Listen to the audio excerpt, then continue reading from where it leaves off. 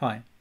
So, following up from my full review of the Mavic Air 2, link somewhere, I thought it was time to upload some more sample footage and sample photos so you can get a really good idea of how good the camera is. So that's what this video is about.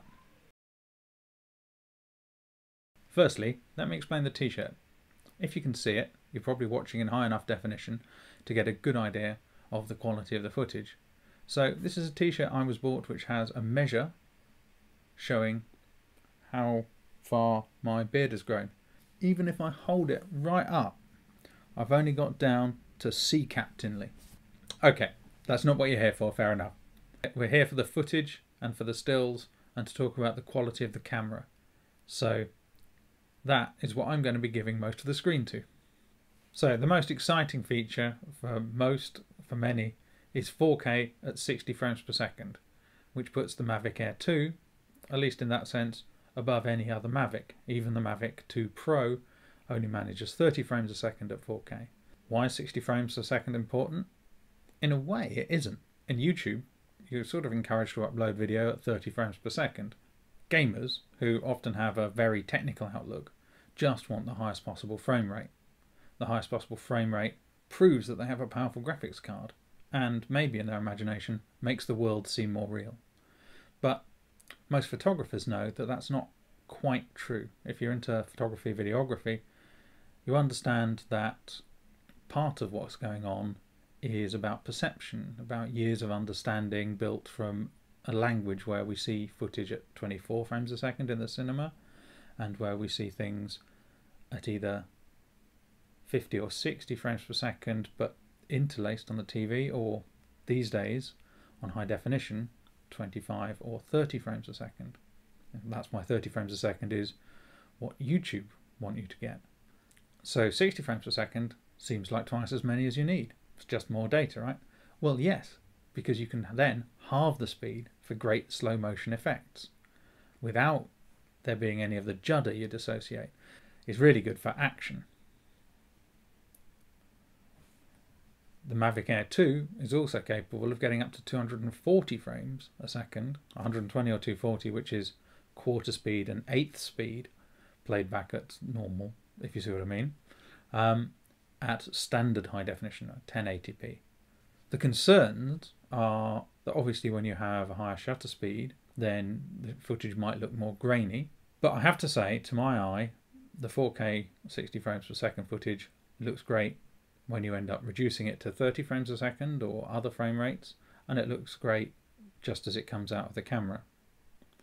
I haven't got a lot of close action because when I was testing I wasn't really able to get a lot of close action, but that's fine.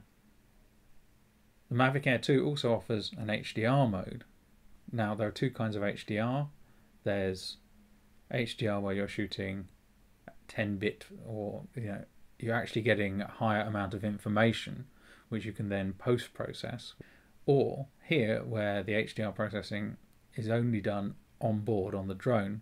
So in fact it's looking at the picture and it's making its decisions for you, and it's just giving you something that looks perceptually more right. Some would argue the 10-bit approach is the better one, but those people tend to be filmmakers. If you just want the stuff out of the camera quicker, then the solution in the Mavic Air 2 is perfectly adequate.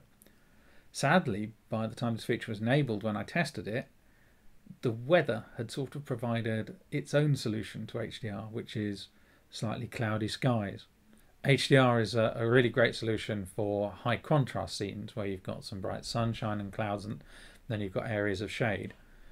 HDR in the Mavic Air 2 at least requires you to drop down to 30 frames a second maximum recording, but that isn't really a problem because what HDR is good at is scenic views, which you're likely to be capturing at the right speed anyway, so you're unlikely to need to do any slow motion, that kind of thing. Here, shooting at the 1080, on some devices, some drones, you get some problems with the footage because it just sort of takes the lines out. And you can find things look a bit too sharp or a bit rough, but luckily the in-system processing seems to work.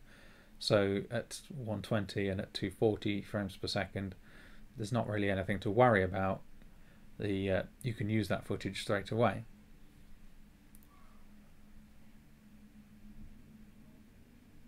Moving to the stills, obviously the signature feature is the 48 megapixel sensor. Now I was a little skeptical about this at first because it only has 12 megapixels of colour information coming from the quad layer filter, which is a kind of solution to these things. But 48 megapixels worth of brightness data. Turns out most of what you're looking at in the photograph is brightness information. After all, in the days of black and white, they only had brightness information in photos, and yeah, we were still able to get some pretty good photos. So that extra data does seem to tell, you do seem to get really crisp looking images when you zoom them right in. One concern when you have such small pixels on the image sensor is that you're going to get a lot of noise, and noise is visible, certainly, although noise isn't really any more visible than it was on the 12 megapixel Mavic 2 zoom or Mavic Air.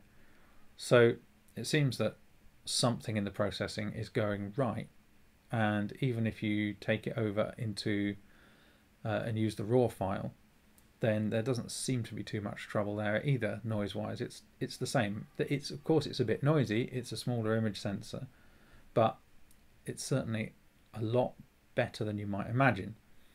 And by the way, you can get a raw file at the 48 megapixel. The problem is most people go in, the camera defaults to 12 megapixel, they pop into the menu, set it to JPEG plus RAW, then they pop over to 48 megapixel, and as they do that, the settings, in a not at all visible way for some reason, revert to JPEG, because the settings menu is different for whichever mode you're in. So you have to go to 48 megapixels, then go to the settings menu and choose JPEG plus RAW, and then you can get out shooting and get the higher resolution image. Whether you actually want to fill your memory card with 96 megabyte files is another matter altogether. The in-camera processing seems pretty good for most circumstances, but at least you've got the option. Also in the 48-49 megapixel territory are the panoramas, and these are great. You've got vertical, horizontal, 180 degree, and sort of spherical 360 degree panoramas, which give you fantastic views, which are also obviously going to be useful for certain clients. And with widths around the 8,000 pixel mark, you've definitely got enough data to print these quite well. And even again, if you zoom in quite close, you'll see nothing trouble. Hyperlapse, now again, when I was testing, the Hyperlapse wasn't quite there. There wasn't the 8K option, which there is now already in the last software update. Here's my sample of that. I wish I'd had time to do a bit more. It's also worth remembering that this camera is assisted in if you choose, you can use a lot of the automated built-in assistant systems. When you're using those systems, you are also required to reduce to 30 frames a second. That's less helpful. That's something to do with the amount of processing oomph which is required to do the tracking. The active tracking itself, the following, getting into different positions around your subject, that's very impressive. Here though, with this little footage of a van, or here with me, yeah, I'm sorry, things seem to work quite nicely. And again, the DJI quick shots come very, they're fun. They seem to keep you in shot even if you decide to wander around. In the back of my head there's a sort of granddaddy voice saying that the automated modes are not right, not how flying ought to be. In my day you had to point the thing where you were yourself and know what you were doing. And regulators have a view that's not unlike that. You're meant to be the one flying it, so you're not really meant to have the drone following you around in some sort of angel on your shoulders way as you do cool stuff. But there's a lot to be said for a drone that can help out. At least here it's well implemented, and it isn't really encouraging you to do things you shouldn't, unlike say the Skydio, which, unless you've got your own field and you're a long way from anywhere, is a bit of a regulations issue, I would think. Anyway, while you're shooting, I found that it was Not necessarily necessary to use manual settings. These are a good idea in the video because it will stop the drone changing its mind as you're going along. But when you're shooting photography wise, given it's a fixed aperture camera, you may as well just take advantage of tap to expose on screen, which the system does really well. Take your shot. You can also get bracketed shots, so you can sort it out later and choose your favorite. If you've got a big memory card, why not? And the system is capable of shooting 7 different exposures and combining them into an HDR still on the fly, which is great news for most people. Again, unless you personally want to get involved in the detail of HDR stacking, which is a bit of a niche pursuit in Photoshop, then it's nice to know that the system will do it for you. Like a lot of cameras, the DJI Mavic Air is capable of scene recognition. It'll have a look and it'll see if you're looking at a landscape or a snowscape or something like that, and it'll make its decisions for you. I wasn't really able to give this much of a try since landscape, trees, snow and a couple of others are all that's on the list, and well, I've got trees, I guess, but it certainly isn't snowing much around here. 99 times out of 100 you're just going to want to get a good still, whether it's a JPEG in the situation or a JPEG and RAW to give you something to process with later. There is a night mode, or there is a low light mode in the Mavic Air 2, which I kind of tried, but I'm not sure it was fully enabled. It definitely seems to get subtle gradation in low light, so nothing to worry about. Anyway, I hope all of this was helpful for you if you're still sitting on the fence about buying the Mavic Air 2, or deciding whether you're going to go for a Mavic 2 Pro or sit on the fence even further and see if a Mavic 3 or a different aircraft comes along. I personally think you're getting pretty good value here, as I've said in my other review. If you want to know more about the characteristics and handling of the aircraft, please do check out my other review, which is more of a review of the whole aircraft. And if you're thinking, do I need to spend as much as Mavic Air 2? Then I talk about the Mavic in its position in the lines in another video I put out recently. To see all of these, I really would appreciate it if you subscribe. There's a subscribe button somewhere hovering on the screen, and it makes a big difference to me. It makes me happy. I get a little smiley message.